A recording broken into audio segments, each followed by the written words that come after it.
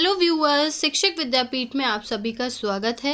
3 दिन बाद यानी 31 जनवरी को सीटेट है और यदि आपने अभी तक कुछ भी नहीं पढ़ा है तो भी यदि आप इन स्टेप्स को फॉलो कर लेते हैं तो आपका सीटेट क्वालिफाई हो जाएगा।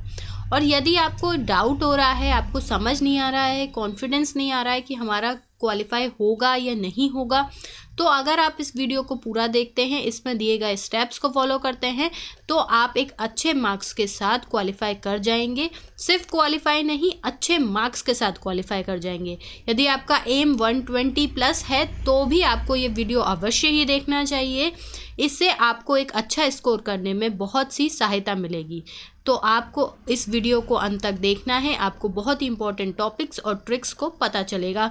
तो बिना किसी देरी के आरंभ करते हैं। सबसे पहले देख लेते हैं एग्ज़ाम का पैटर्न, उसके बाद इंपॉर्टेंट टॉपिक्स और ट्रिक्स देख लेते हैं। तो एग्ज़ाम का पैटर्न बहुत बड़ा नहीं है, छोटा सा है कि 5 सब्जेक्ट आते हैं, 30-30 मार्क्स के 30 क्वेश्चंस होते हैं, जिसमें 15 मार्क्स की पेडागॉजी होती है।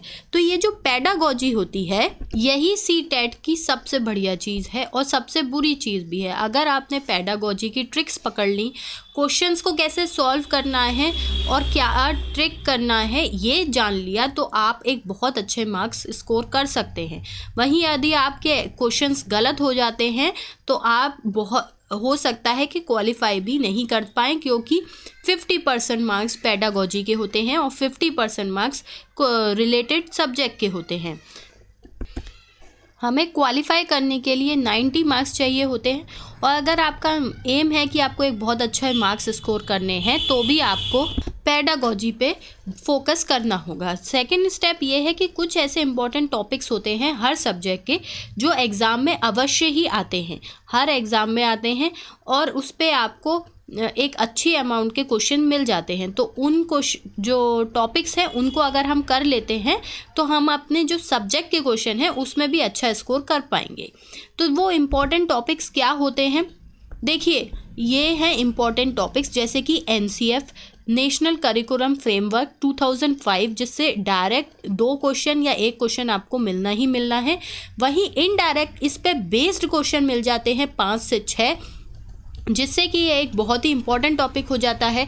6 से 7 क्वेश्चन आपको इस एक NCF से ही मिलते हैं, परंतु वो सही हो इसके लिए आपको वो पेडागॉजी की ट्रिक्स जानना बहुत ज़रूरी है, जिसकी वीडियो अभी कुछ ही क्षणों में आपको मिल जाएगी।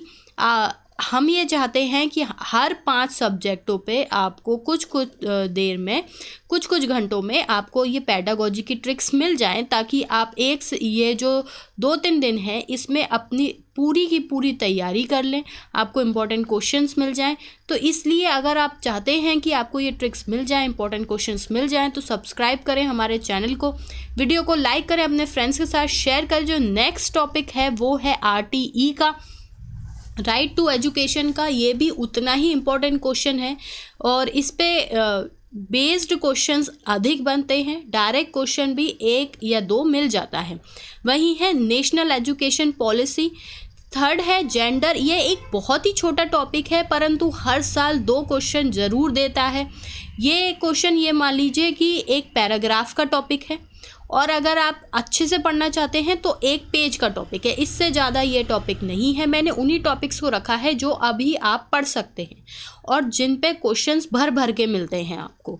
वहीं अगर आपको ट्रिक भी मिल जाए तो क्वालिफाई होना पक्का है, और अगर आप पहले से तैयारी कर रहे हैं तो आप एक अच्छे मार्क्स स्कोर कर पाएंगे।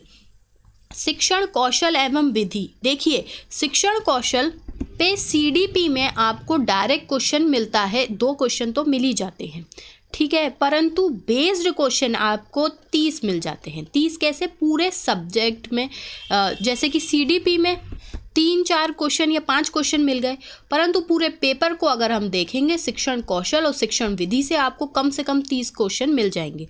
अब इसको करना क्या है, बहुत टाइम वेस्ट नहीं करना है। कौन कौन से शिक्षण कौशल होते हैं, उसमें क्या क्या आता है, उसके कॉन्सेप्ट को समझें और उसकी अप्लाइड है उसको पढ़ लें। बस ज़्यादा टाइम हमें वेस्ट नहीं करना है। विधि में जिन्होंने विधियां दी हैं उनके नाम और देख लें, क्योंकि कभी कभी डायरेक्ट विधि के जो एजुकेशनिस्ट हैं जिन्होंने नाम दिया है, उस विधि को का इन्वेंट किया है, उसका नाम आ जाता है, ठीक है। मैथ में बहुत डर लगता है, पर तो ज़्यादा कैलकुलेटिव पार्ट नहीं आता है मैथ में। देखिए जो सीटेट है ना, वो एक अप्लाइड पेपर है।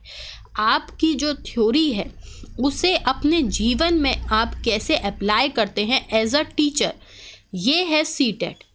आपकी शिक्षण पे फोकस रहता है सीटेट का। तो मैथ में एक एनसीईआरटी का चैप्टर है जिसमें एडिशन, सब्सट्रैक्शन, मल्टीप्लिकेशन, डिवीजन के रूल्स बताए हैं। रूल्स ये नहीं कि इनको कैसे करते हैं, इनकी प्रॉपर्टीज़ बताई हैं, जैसे कि ये डिस्ट्रीब्यूटिव होते हैं, एसोसिएटिव होते हैं, कंजर्वेटिव होते हैं। तो ये जो प्रॉपर्टीज़ हैं इस पे आपको 4 से 5 क्वेश्चन तो अप्लाइड मिलते हैं और 2 क्वेश्चन तो थोड़ी बहुत कैलकुलेशन के साथ डायरेक्ट मिलते हैं। ये आधा चैप्टर है जिसमें आपको बस इनके प्रॉपर्टीज़ को ही पढ़ना है। यदि आप चाहते हैं कि हम इन टॉपिक्स पे, जो इम्पोर्टेंट टॉपिक्स है, इन पे भी वीडियो लाएं तो हमें कमेंट बॉक्स में लिख के अवश्य बताइएगा। हम आपके लिए जल्दी जल्दी वो वीडियो भी लाने का पूरा प्रयास करेंगे। परंतु यदि आपको इसके लिए बोलना होगा, क्योंकि हम अभी पेडागोजी की ट्रिक्स की वीडियो आपको थोड़े थोड़े अंतराल में प्रोवाइड कराते रहेंगे। देखिए ईवीएस और मैथ्स में एक और बहुत ही अच्छी चीज़ है, ये 3 टॉपिक, चित्रण के प्रश्न, पिक्चर के, शेप्स यानी आकृति के प्रश्न और प्रोजेक्ट। इस पे ईवीएस और मैथ में बहुत क्वेश्चन आते हैं। मैथ में चित्रण यानी पिक्चर और आकृति पे डायरेक्ट क्वेश्चन मिल जाता है, और प्रोजेक्ट पे ईवीएस और मैथ में प्रोजेक्ट, ये जो कॉन्सेप्ट है इसमें कैसे करते हैं, इससे क्या मिलता है, जो अप्लाइड क्वेश्चन है 4 से 5 क्वेश्चन मिलते हैं सिर्फ इस एक प्रोजेक्ट विधि से। ईवीएस और मैथ दोनों के मिला लें तो, और अगर इन तीनों को मिला लें तो ये 15 क्वेश्चन हैं आपके। तो आप समझ सकते हैं यदि आपने इस पूरे को कर लिया तो आप क्वालिफाई कर जाएंगे।